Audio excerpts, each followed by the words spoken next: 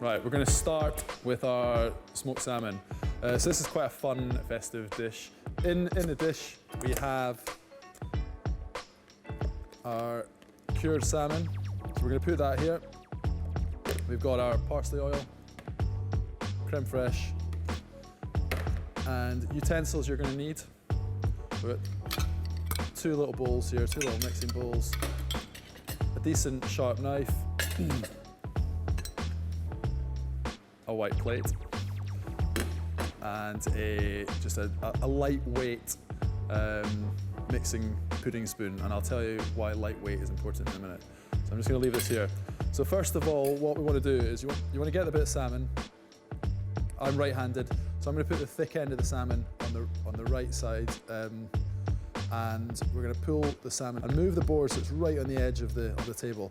Just means that you can get some good kind of like action and get right into the fish. We're about 2 or 3 mils from the bottom, and just draw the knife along the base and then push back up and then pull back down, and you'll get all the way to the end where the salmon naturally becomes a bit thin towards the belly of the fish. So you can just, I've left it on there because it's a bit fiddly to get off. Put that to one side. So what we're going to do is we're going to dice it into small chunks, but we're not going to mince it. We want some nice, quite obvious sized bits of fish.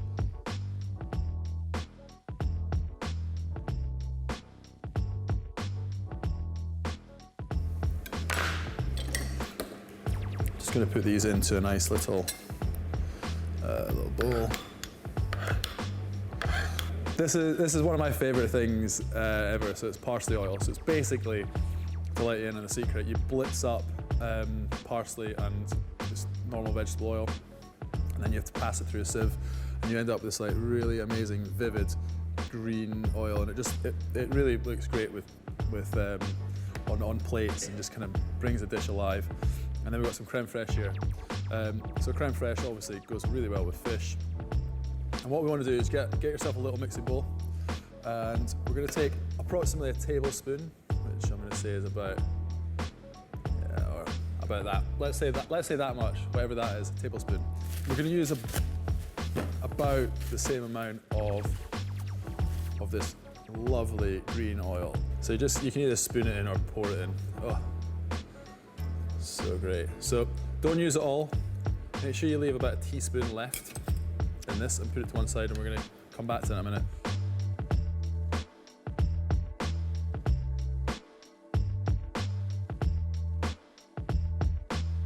Get your plate, and we're just going to basically take all that sauce you've got, and we're going to get it in a nice big spoon, and we're going to make a heaped pile in the middle of the plate.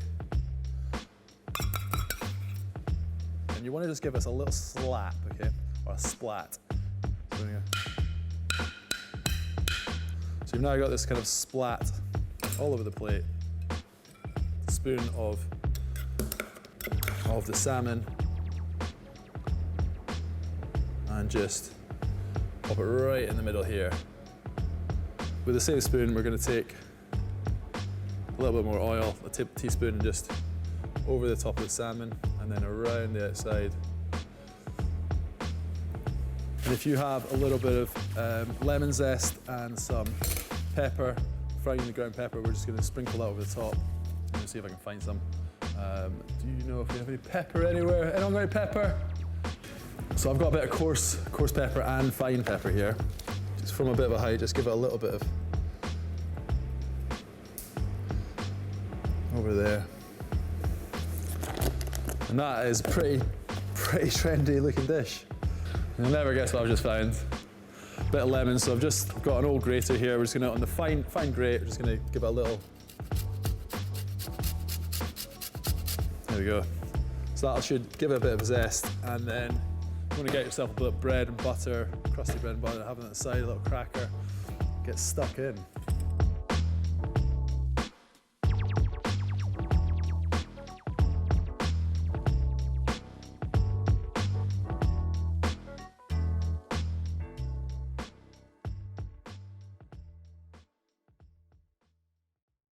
All right, so we're moving on to the main course now, which is the Venison Chateau, the Venison Chateaubriand. This is the premier cut of venison or of deer.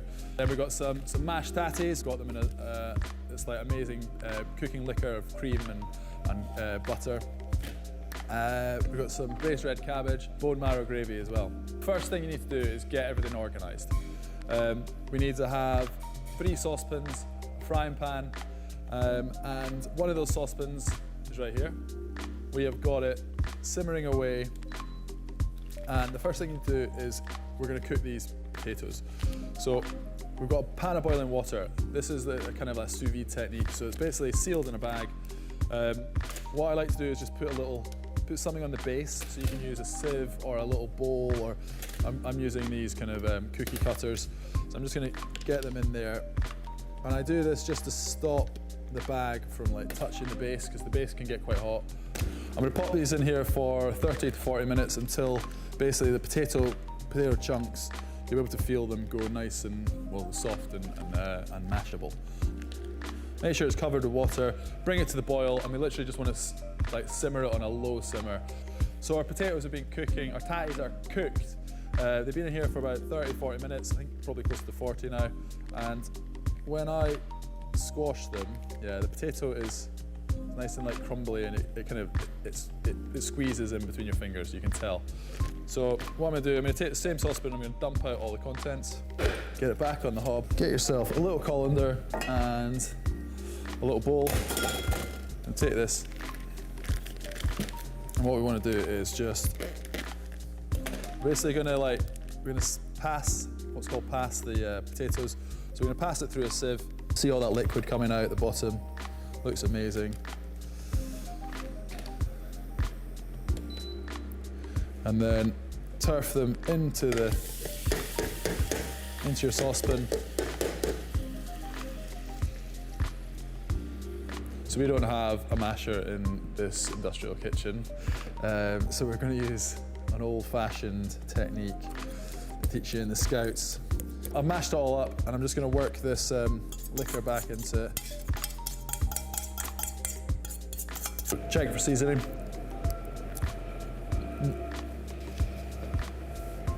Needs a little bit more seasoning in there. Get your big frying pan on the heat. I'm going to drizzle a little bit of this veg oil, just standard veg oil, nothing fancy at all. Table salt again, generous, sprinkle over the top, with a little bit more salt on the other side. And a lot of this salt's probably going to come off when you put it in the pan anyway, so don't worry about going too heavy on it. What I want to do is get this into the dry pan. We've got a nice oil on there, so it should crust up quite nicely, and it just aesthetically looks really pleasing. Give that a touch. Yeah, it's pretty hot. So I'm going to get that in. There we go. From my point of view, the textures are insane when you have a rare, almost like blue piece of steak. I just love it. Venison steak, that is. So had about 2 minutes on that side. We're going to flip it over, give it another 2 minutes. Do not set your watch by that. You don't need to like be really strict on timing. We're just looking for a bit of colour.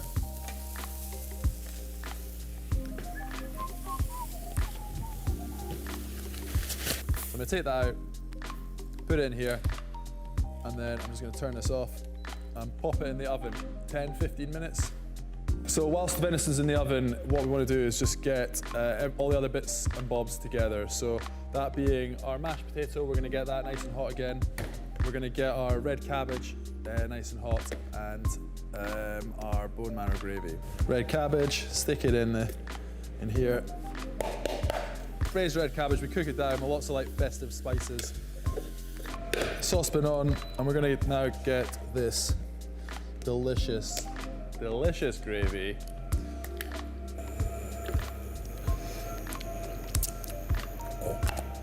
Fuck, that's good gravy. So yeah, we just want to get the gravy nice and piping hot.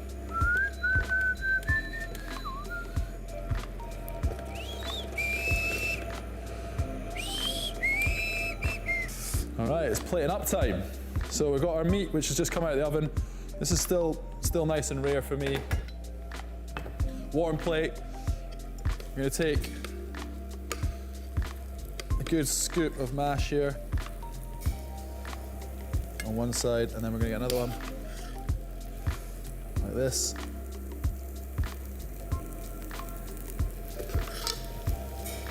Go big on mash. Now we're gonna grab our nice hot red cabbage.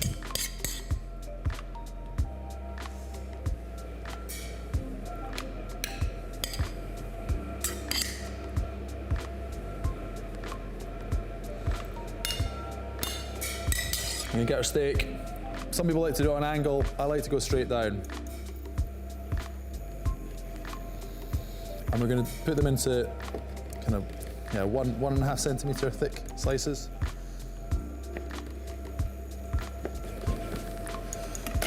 And then I'm just gonna test this bit just out of chefy curiosity. Oh my God, wow. So good. Right. You have the choice. You can put it on the mashed potato or you can put it on the cabbage. I think the instructions say put it on the cabbage.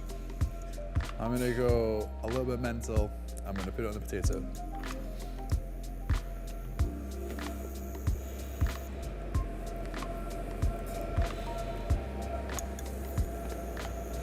I'm just gonna sprinkle, so you'll either have pea shoots or parsley, whatever's in there.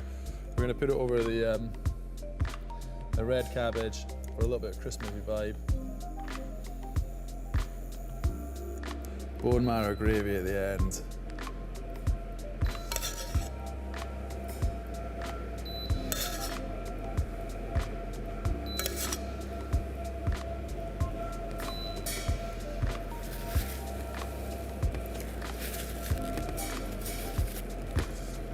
Also, the one thing I like to do is just get these pan juices as well. Get that over the top, don't lose anything.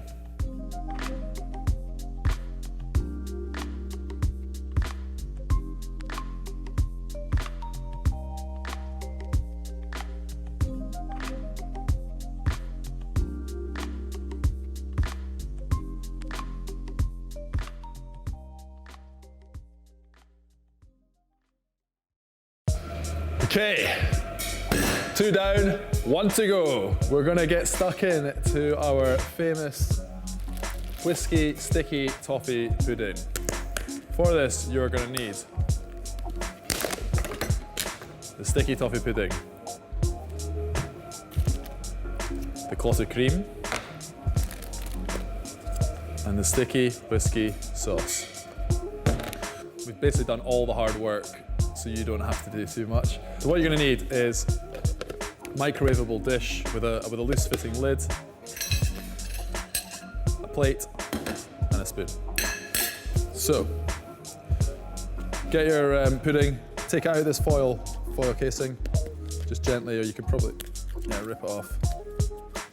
And one little trick I like to do actually, is just to make a little dent with your thumb on top, so you got a little kind of little divot, a little tuft in there. Put this sauce over the top.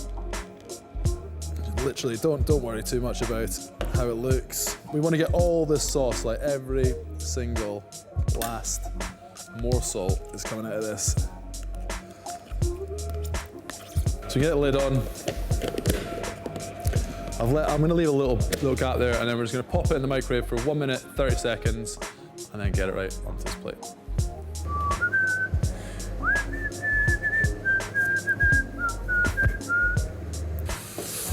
All right, it's just out of the microwave and it's pretty hot, so I'm gonna take the lid off. Oh, look at that. So basically, this is our pudding. We're gonna quickly put this in the middle of the plate. I'm gonna pour our lovely hot sauce all over it.